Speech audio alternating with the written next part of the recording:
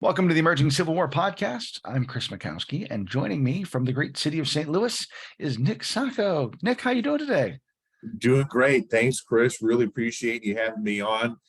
Just really love all the content that Emerging Civil War produces, and a regular reader myself and a listener for sure.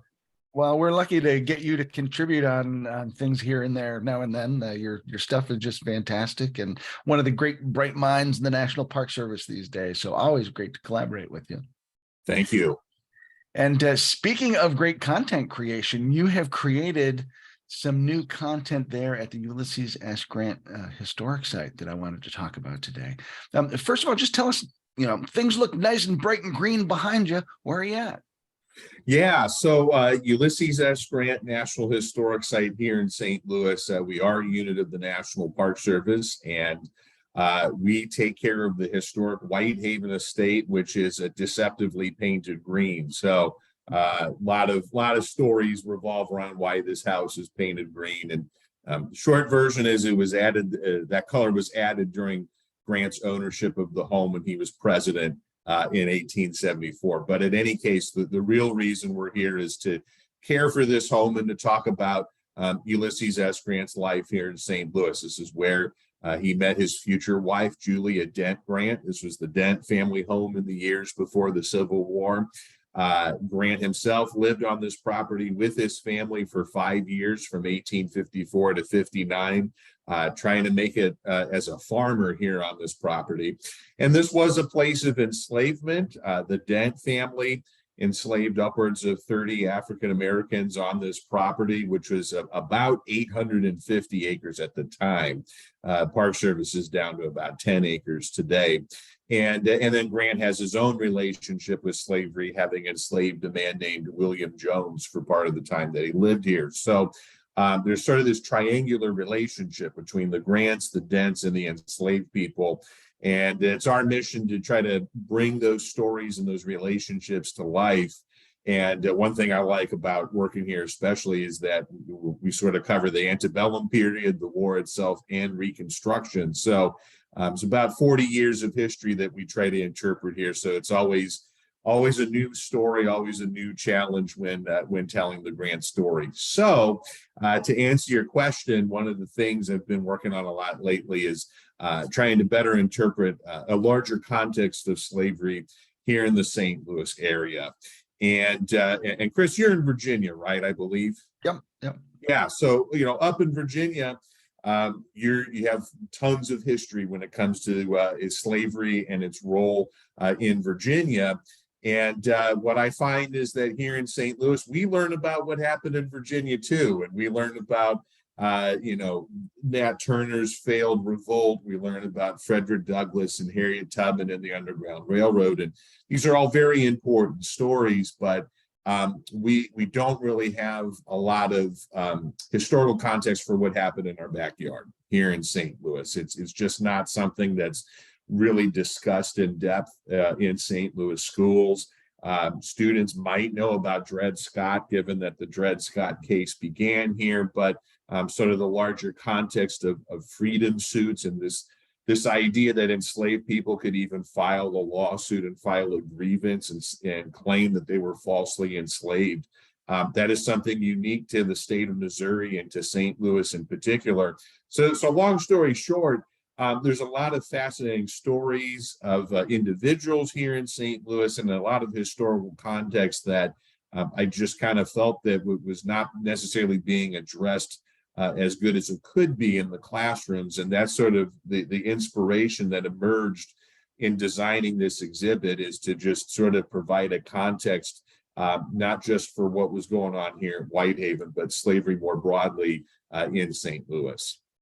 And I think that's so important. You talk about those layers and that interrelationship that you'd mentioned earlier. And, how can you really understand Grant's relationship with slavery unless you understand what it was like there at Whitehaven and that relationship with slavery? And how can you understand that context of slavery without that larger context there in the St. Louis area? So it's really neat how you're kind of taking the onion and kind of putting it back together rather than peeling it apart. Exactly.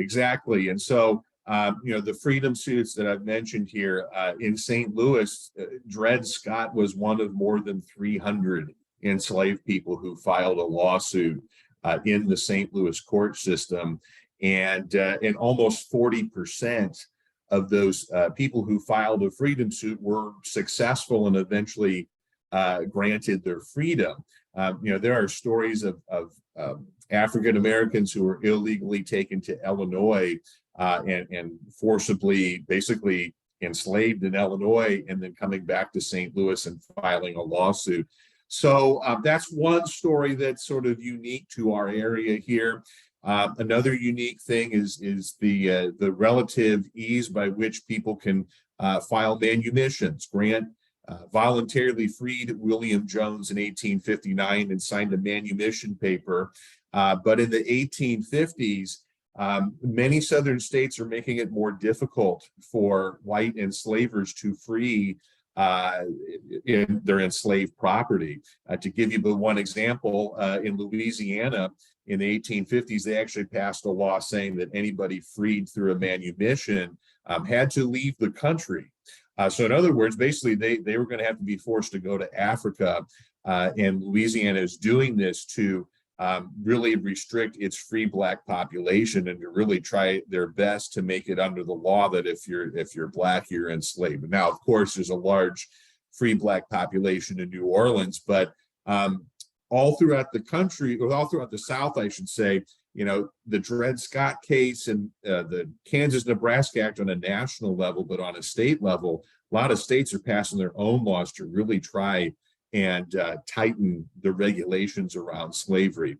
So in Missouri, that wasn't necessarily the case. A free person of color did have to have a license proving their freedom, but William Jones, Grant was able to free him a lot easier compared to if you were there in Louisiana or Mississippi or something like that. So that's but one example. Another thing too is that a lot of times in our schools, we learn about rural slavery. We learn about enslaved people on plantations and in farming, and enslaved women working domestic jobs. But St. Louis is becoming very urbanized at this time.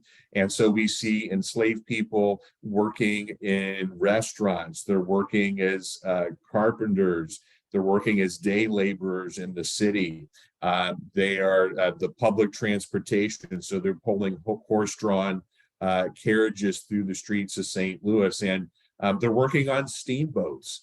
William Wells Brown, one of the most famous abolitionists of his day, up there with Frederick Douglass, when he was enslaved here in St. Louis, he worked on the steamboats as a butler on steamboats. And so we see enslaved people working different types of jobs here in an urban setting as compared to what we often learn with a more rural setting of enslaved labor.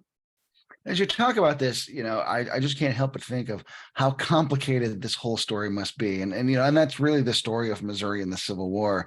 Here in the East, we think of northern states and southern states and blue and gray. And, there are some fairly easy divisions that tend to get delineated.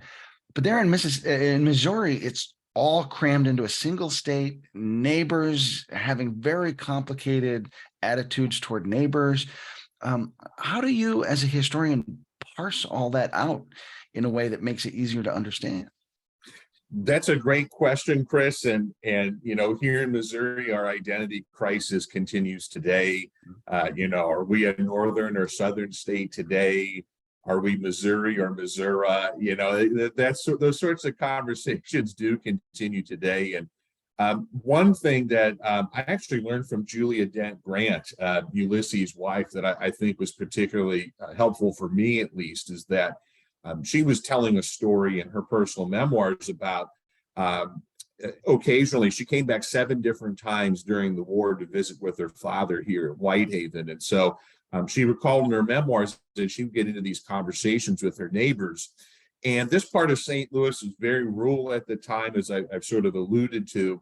And in the sort of the countryside of St. Louis, it was much more pro-Confederate as compared to the inner city core, the urban area of St. Louis. And Julia was telling this story about how her neighbors were telling her, well, you're a Southerner, Julie, you must support the Confederacy, and basically telling her that, how could she support her husband's course of action as being a U.S. general during the war? And Julia's response to that was that she wasn't a Southerner, but a Westerner. And she said Westerners were loyal to the Union, and as a Missourian, she considered herself a Westerner. And I found that particularly helpful because it's sort of not just Missouri, but the West as a whole. Kansas, California, even growing areas like Nebraska and New Mexico as well, where the West is really an amalgamation of everybody, Northerners, Southerners, immigrants as well. There's a large Irish and German population coming to the state of Missouri. And I guess to a certain extent, that's sort of the story of the American West, is that it's sort of this melting pot of everybody combined together. And so whereas in Missouri's early days of statehood in the 1820s, it was mostly settlers coming from southern states like Virginia, Kentucky, North Carolina, Tennessee. By the 1840s and 50s, it's New Yorkers, New Englanders, and these Irish and German immigrants. And so by the time the Civil War breaks out, St. Louis's enslaved population is only about 2% of the population, relatively small. And of course, the Germans in particular, almost to a man, are anti-slavery Republicans. And St. Louis County ends up being the only county in St. Louis that goes for Lincoln in the 1860 election. But slavery is still here. It's still existing. And even Northerners coming to this state sometimes participate in the institution of slavery, including Grant himself. And so it's this really interesting dynamic where the St. Louis is industrializing, and there are this New England, New York, and immigrant presence in the city, but there's still a lot of Southern sentiment. And of course, the state as a whole went for Stephen Douglas in the election of 1860. And I think that it nicely highlights the divided nature of this state. Yeah. And I think too about his position on the river, and you've got all of everything draining from the Ohio and Mississippi River southward. You have New Orleans as a very international cosmopolitan area in the Confederacy coming up there. And so there's just all these different forces that sort of converge on St. Louis to really make it a dynamic population. Absolutely. And a couple of years ago, one of my coworkers was chatting with Gary Gallagher, and Gary Gallagher even went on about how he loved the Civil War history in St. Louis, and he found it really fascinating. And a couple books that I would recommend.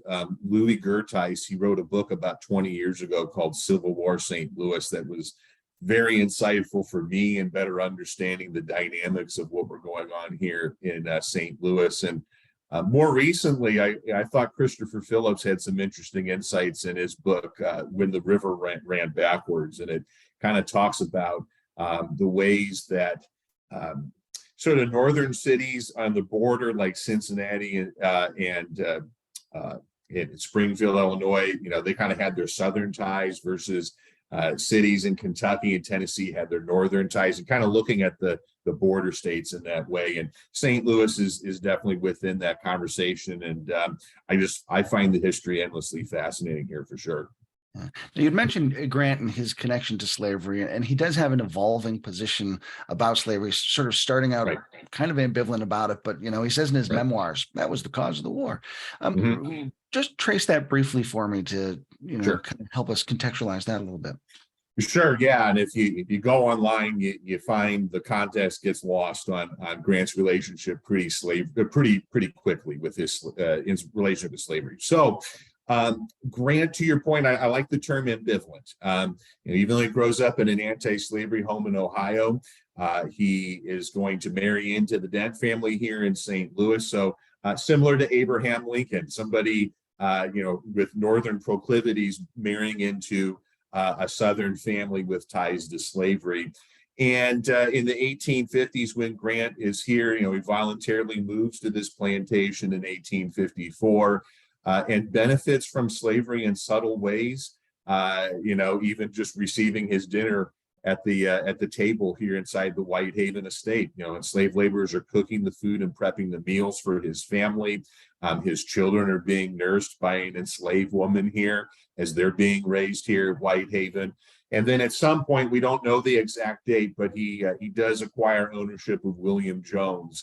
And unfortunately, we only have one primary source document, but that is the manumission paper that Grant signs in March of 1859.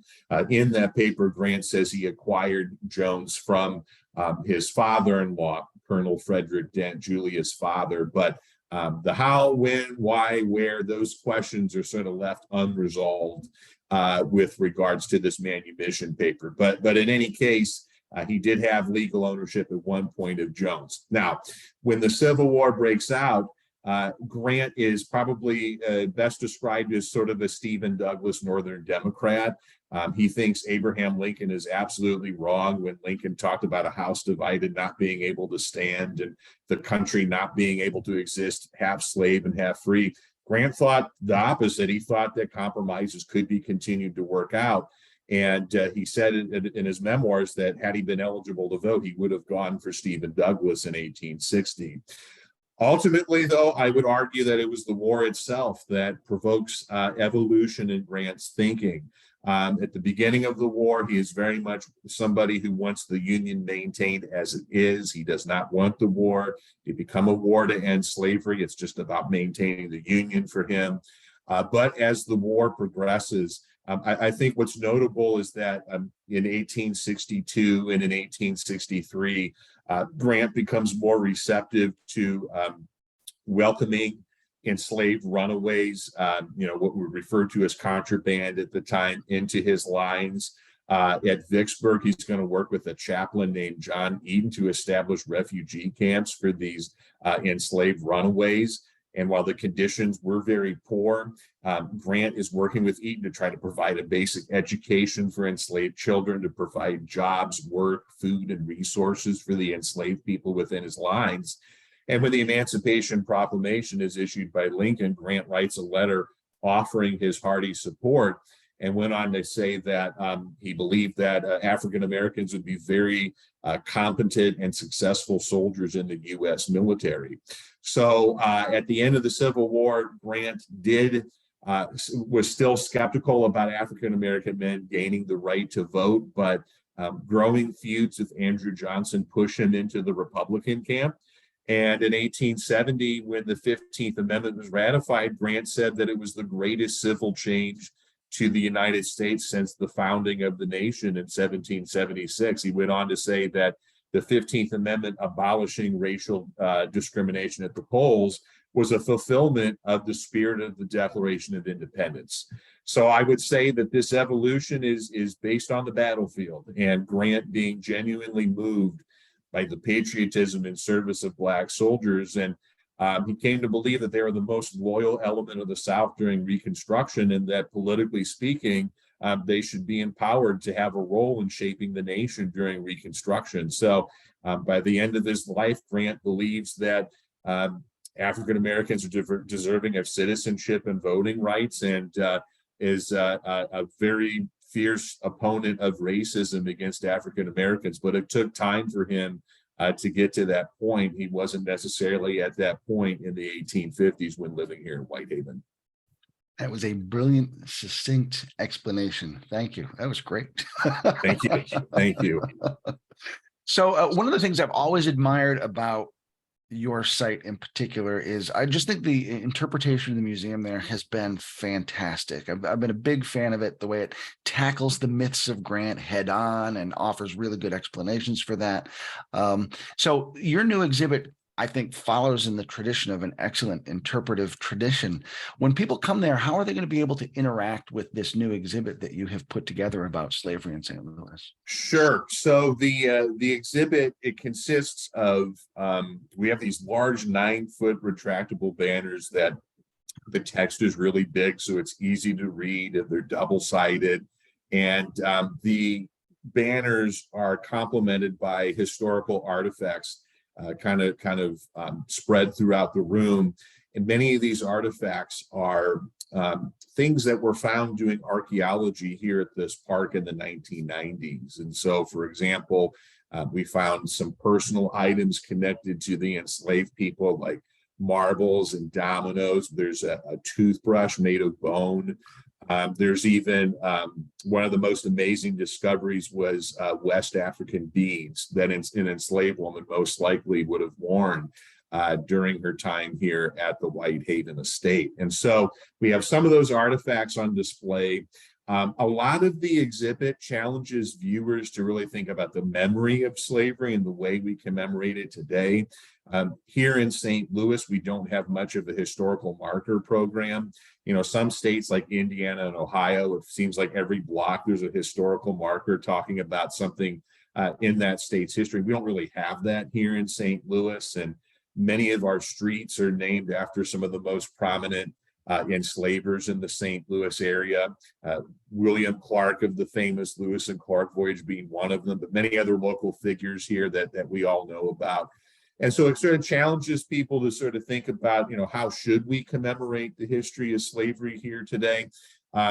Just another thing to point out is that the largest slave trader here in St. Louis is a man named Bernard Lynch, and his market, his facility where he regularly traded and sold enslaved people, is where Ballpark Village is today for the St. Louis Cardinals. It's this whole complex right next to Busch Stadium.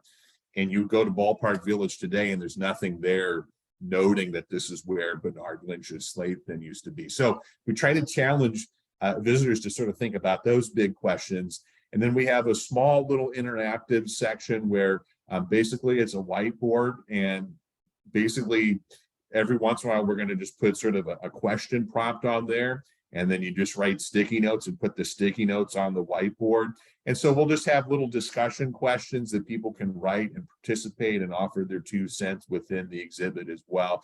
Just a little simple interactive element. So we're really excited about it. And in addition to all of this too, we have a big comprehensive further reading handout. So you can leave the exhibit and grab this handout if you want to learn more about slavery in St. Louis and Missouri more broadly. So we'll have it on display through Labor Day, September 4th, 2023.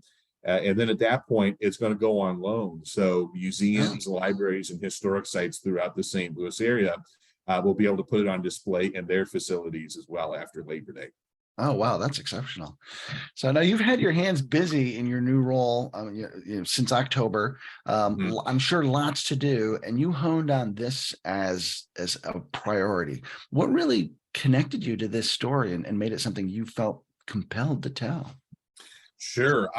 For me, it all goes back to the movie Glory. I'm a child of the 90s, and I just remember from a very young age watching that movie and just, I don't know if I've seen a better Civil War movie since then. And, I'm sure I'm not the only student who was just that movie made a big impression on me. And I've just been very fascinated by the history of slavery. I'm fascinated by the ways that Civil War historians and the public more broadly have conversations about slavery. And honestly, there's certainly times where there's a lot of misinformation about American slavery and sort of its causal relationship to the Civil War. And so I've wanted to participate in these conversations in some way, and sort of seeing a gap in the way that we teach slavery here in St. Louis. I've just been sort of attracted to that topic as of late. So a lot of my reading is revolved around slavery in St. Louis as of late. And but it really, it just kind of goes back to the story of the 54th Massachusetts and the movie Glory that really kind of got me down on this path for sure. Well, Nick, congratulations on what is certainly an excellent resource to add there. And I think a great community service, not only on site, but that you're then going to be able to shop around to other places too. So what a great job. Thank you, Chris. Really appreciate the opportunity to speak with you today. And once again, just applaud you and all the hard work that you're doing with the emerging Civil War. The feeling is mutual, my friend. The feeling is mutual. I'm Chris McCoskey. Thank you. Oh, yeah, delighted. I'm Chris McCoskey for Nick Sacco. Thanks for being with us today. We will see you online and on the battlefield.